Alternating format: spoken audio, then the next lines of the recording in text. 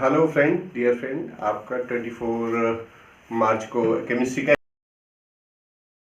Board से related, chemistry के exam से रिलेटेड मैं आपको कुछ टिप्स देना चाहता हूं। आप मेरे चैनल को सब्सक्राइब करें, शेयर करें, लाइक करें, कमेंट्स भी करें। कमेंट सेक्शन में जाके आप मुझे बताएं कि आपको कौन सी वीडियो चाहिए और किस तरीके के क्वेश्चन चाहिए। आज मैं आपको टिप्स देना चाहता हूँ कि पेपर के लिए आपने कैसे तैयारी करनी है। आपके पास 5 डेज है और 5 डे का आपने प्रॉपर यूटिलाइजेशन करना है। सबसे पहले तो आपने फोकस करना है मोस्ट इंपॉर्टेंट चैप्टर के ऊपर भी, कौन से सबसे ज्यादा है। जैसे इलेक्ट्रोकेमिस्ट्री है, एल्डिहाइड, कीटोन और कार्बोक्सिल एसिड है, ये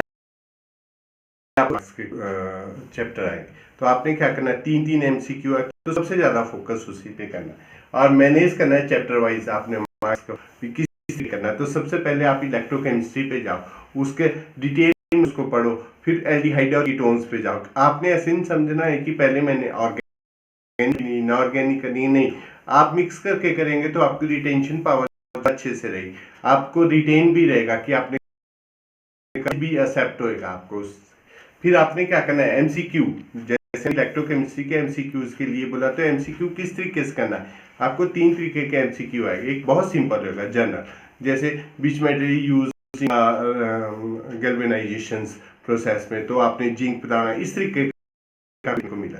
फिर आपको थोड़ा सा डिफिकल्ट टाइप का क्वेश्चन होगा, जिसमें आपको क्या होगा कि इक्वेशन दी गई होगी और नीचे कैथोड पे किस तरीके का है, या फेराडे की वैल्यू से रिलेटेड कोई क्वेश्चन हो सकता है, या फिर कैसा क्वेश्चन। फिर थर्ड आएगा आपको न्यूमेरिकल साइड का क्वेश्चन आएगा, ठीक है। उसके बावजूद आपने प्रीवियस ईयर से भी कुछ क्वेश्चंस को उठाना है, वो भी खासकर किस में उठाना है, आपने इनऑर्गेनिक केमिस्ट्री में, फिजिकल केमिस्ट्री में, जिसमें आपके पास क्या होती है, डेरिवेशंस है, न्यूमेरिकल दी है, सबको देखना है। जैसे न्यूमेरिकल में सॉल्यूशन, इलेक्ट्रोकेमिस्ट्री और केमिकल काइनेटिक्स के आपने न्यूमेरिकल्स करने, तो इसमें 99 वाला तो आप मान के चलो कि उसकी बहुत श्योरिटी है, 90% श्योरिटी है कि वो पेपर में आएगा, आपको ही दिया जाएगा आपको। उसके बाद केमिस्ट्री में से नरनेस इक्वेशन का, और जो आपके पास एनर्जी चेंज वाला जो क्वेश्चन है वो डन है, आप उसको कर सकते हैं, ठीक है। सॉल्यूशंस में सबसे पहला जो क्वेश्चन है, आपने वो मोल फ्रैक्शंस का करना है, 25% वाला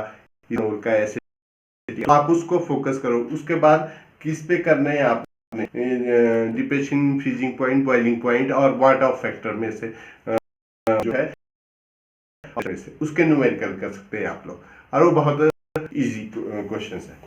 उसके बाद फिर इनऑर्गेनिक केमिस्ट्री आती है। इनऑर्गेनिक केमिस्ट्री में डी एंड एफ ब्लॉक आप बहुत आराम से कर सकते हैं। आपको 30 तक एटॉमिक नंबर पता होने चाहिए। कई बार नंबर ऑफ इलेक्ट्रॉन्स कितने चीजें पूछी जाती है। और फिर आपने कोऑर्डिनेशन कंपाउंड में आती, इसमें एक चीज और रहेगी, आपने MnO4 पोटेशियम डाइक्रोमेट क्या है, उनकी सिंथेसिस जरूर पढ़नी है, प्रिपरेशंस और हीटिंग इफेक्ट क्या है, वो जरूर आएगा आपको क्वेश्चन। कोऑर्डिनेशन कंपाउंड में डेफिनेशंस, लिगेंड्स क्या है, चिलेशन क्या है, लिगेंड्स क्या है, बिडेंट न्यूक्लियोफाइल क्या है, लिगेंड्स क्या है, बाइडेंट लिगेंड्स क्या है, ऐसे क्वेश्चंस पढ़ेंगे आपको। और का क्वेश्चन, हाइब्रिडाइजेशन बहुत आसान, इनर और आउटर ऑर्बिटल्स आते हैं।